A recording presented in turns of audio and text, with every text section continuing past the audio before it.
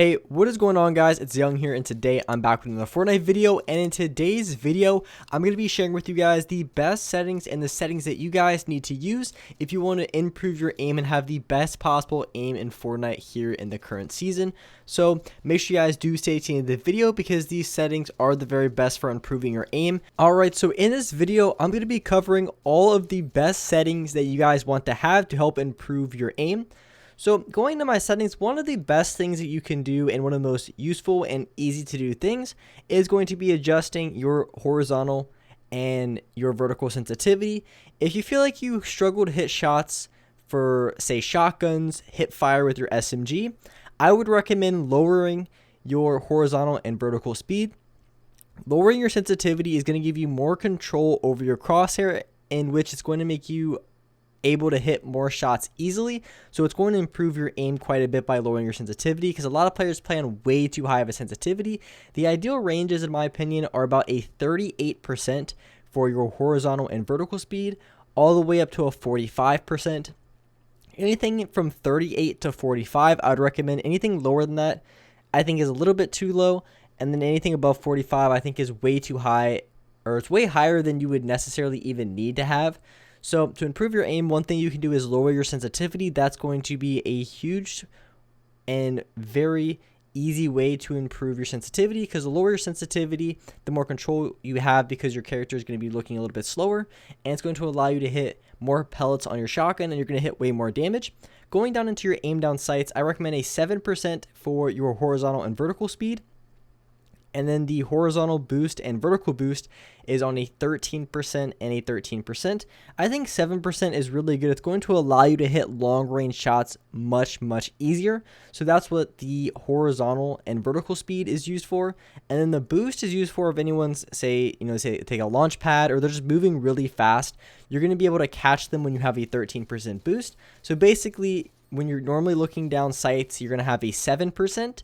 And if you fully extend your analog stick any direction, then it's going to turn into a 13%. And then the boost ramp time at the very end is basically the time it takes. So as soon as you fully extend your analog stick, it's the time it takes for the boost to activate. So you can have it activate instantly, or you can have a little bit of a delay. I think mine was on about a 0.25, which I really like, and I highly recommend to use that as well. So 7% is really good. Ideally, if you don't want to use boost, you just don't like it at all, I think 9% is the best way to go. But if you like boost, you can run anywhere from a 6 to 7%, and then increase the boost, which is going to allow you to hit players in the air. If they're above you, below you, you're going to be able to track them a lot easier, because if you're on a 7% and they're moving really quickly across your screen, you're not going to be able to catch them on that sensitivity. So having a boost of, say, 13% is really going to help you out tremendously, and I highly recommend using that. And as far as the boost ramp time, I had mine on a 0.25. Now, some people like it a little bit lower, some people like it a little bit higher. And like I just mentioned earlier, it's going to be the delay from when you fully extend your analog stick. So that's the only time you get the boost or the extra speed, is when you fully extend your analog stick any direction. So like I said, I had mine on 0.25. I really like this. You can have it on, say, like a 0.15 if you want it a little bit lower, if you want to activate more instantly. But if you want a little bit more delay, you can even do, say, a 0.3, 0.4, 0.5 even. You can really raise this to whatever you want. I just wanted to explain exactly which each of these sensitivities do and how you can use it to help improve your aim and better it. Another thing that I do recommend is using a look dampening time. I have mine at 0.03. You can have 0.05, 0.07. I do highly recommend kind of messing with this a little bit. It's going to help improve your aim over the long run if you do mess with this and find what works best for you. So with look dampening time, it allows for small view adjustments, which it says in the description of the setting. So you're going to be able to, as I'm showing in this clip, you're going to be able to slowly go over, and you're going to be able to make those small adjustments necessary to hit headshots or hit other players who might just barely be off of where you're aiming down sights. So you aim down sights, you're just barely off your target. You're going to be able to make those small adjustments where otherwise it might have been a little bit harder and you would have overcorrected. So having a look dampening time is going to allow you to make those smaller adjustments that otherwise would have been a lot more difficult without. So you can have a little bit of one, which 0.03 is really low. You can even have a 0.05 0.07. I've seen people even with a 0.2. I found 0.2 to be a little bit too high in my opinion, but I have seen people use it. So you can plan whatever you think feels best, but that's a setting I highly recommend for a lot of players. I feel like it's going to help you improve your aim if you can find what works best for you. And as far as your controller dead zones, mine's on 10% and 9%.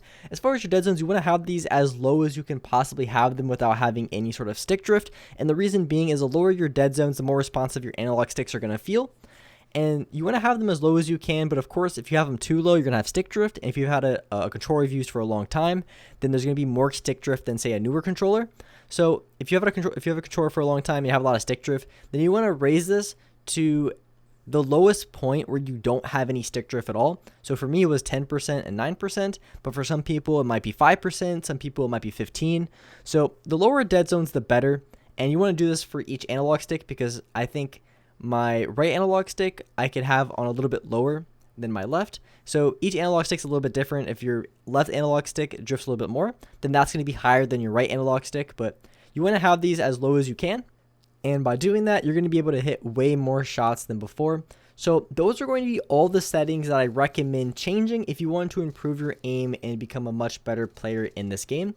I highly recommend trying these sensitivities out. I think with all my settings, I recommend trying out these settings and then making the adjustments you find necessary to yourself, because some people like a little bit lower sensitivity, some people like a little bit higher. There's a lot of things with sensitivity, there's no one size fits all, but I highly recommend giving these a try and then just making the adjustments that you find necessary. And by doing so, you're going to have much better aim here in this current season. If you guys enjoyed this video, make sure you guys drop a like. Make sure you hit that subscribe button if you are new to the channel. Hit that notification bell so you guys can get notified for every single new video. And alright guys, I will see you next video.